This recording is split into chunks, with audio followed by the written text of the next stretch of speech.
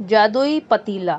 सालों पहले पीतल नगर में किशन नाम का एक किसान रहता था।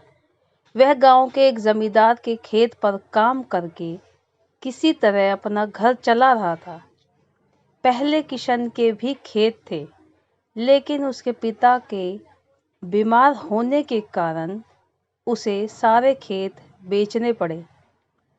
मजदूरी में मिलने वाले पैसों से पिता का इलाज कराना और घर का खर्च चलाना मुश्किल हो रहा था।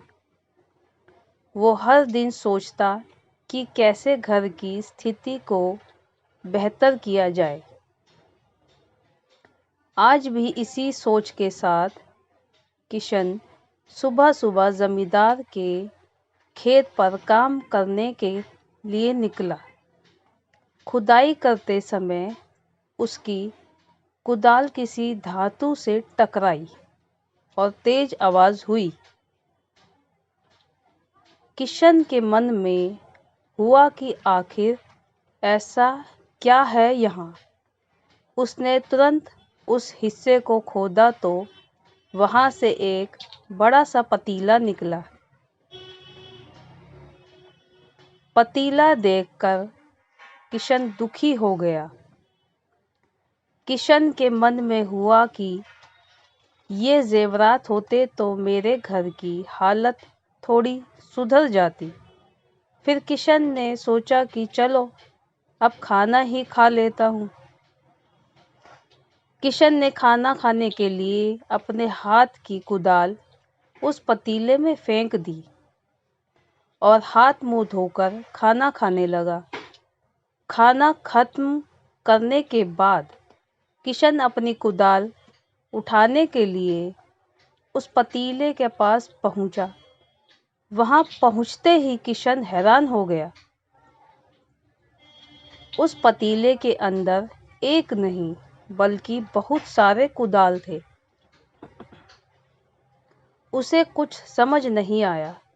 तभी उसने अपने पास रखी एक टोकरी को भी उस पतीले में फेंक दिया। वो एक टोकरी भी पतीले के अंदर जाते ही बहुत सारी हो गई। ये सब देखकर किशन खुश हो गया और उस जादुई पतीले को अपने साथ घर लेकर चला आया। वो हर दिन उस बर्तन में अपने कुछ औजार डालता और जब वो ज़्यादा हो जाते तब उन्हें बाजार जाकर बेच आता। ऐसा करते करते किशन के घर की हालत सुधरने लगी। उसने इस तरह से बहुत पैसा कमाया और अपने पिता का इलाज भी करवा लिया। एक दिन किशन ने कुछ गहने खरीदे और उन्हें भी पतीले में डाल दिया। वो गहने भी बहुत सारे बन गए। इस तरह धीरे धीरे किशन अमीर होने लगा और उसने जमींदार के यहाँ मजदूरी करना भी छोड़ दिया।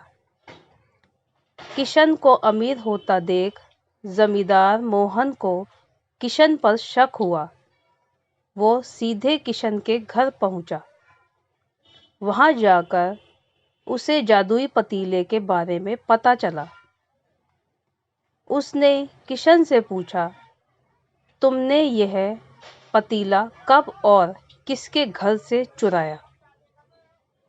डरी हुई आवाज में किशन बोला, साहब, ये पतीला मुझे खेत में खुदाई के समय मिला था। मैंने किसी के घर चोरी नहीं की है। खेत में खुदाई की बात सुनते ही जमींदार ने कहा, यह पतीला जब मेरे खेत से मिला तो यह मेरा हुआ। किशन ने जादुई पतीला ना लेकर जाने की बहुत मिन्नतें की, लेकिन जमींदार मोहन ने उसकी एक नहीं सुनी। वो जबरदस्ती अपने साथ वो जादुई पतीला लेकर चला गया। जमींदार ने भी किशन की ही तरह उसमें सामान डालकर उन्हें बढ़ाना शुरू किया। एक दिन जमींदार ने अपने घर में मौजूद सारे गहने एक एक करके उस पतीले में डाल दिए और रातों रात बहुत अमीर हो गया। एकदम से जमींदार के अमीर होने की खबर पीतल नगर के राजा तक पहुंच गई। पता लगाने पर राजा को भी जादुई पतीले की जानकारी मिली। फिर क्या था, राजा ने तुरंत अपने लोगों को भेजकर जमींदार के यहाँ से वो पतीला राजमहल मंगवा लिया। राजमहल में उस जादुई पतीले के पहुँचते ही राजा ने अपने आसपास मौजूद सामान को उसमें डालना शुरू किया। सामान को बढ़ता देखकर राजा दंग रह गया। होते होते आखिर में राजा खुद उस पतीले के अंदर चला गया। देखते ही देखते उस पतीले से बहुत सारे राजा निकल आए। पतीले से निकला हर राजा बोलता, मैं पीतल नगर का असली राजा हूँ। तुम्हें तो इस जादुई पतीले ने बनाया है। ऐसा होते होते सारे राजा आपस में लड़ने लगे और लड़कर मर गए। लड़ाई के दौरान वो जादुई पतीला भी टूट गया। जादुई पतीले के कारण राजमहल में हुई इस भयानक लड़ाई के बारे में नगर में सबको पता चल गया। इस बात की जानकारी मिलते ही मजदूर किशन और जमींदार मोहन ने सोचा, अच्छा हुआ कि हमने उस जादुई पतीले का इस्तेमाल सही से किया। उस राजा ने अपनी मूर्खता के कारण अपनी जान ही खो दी।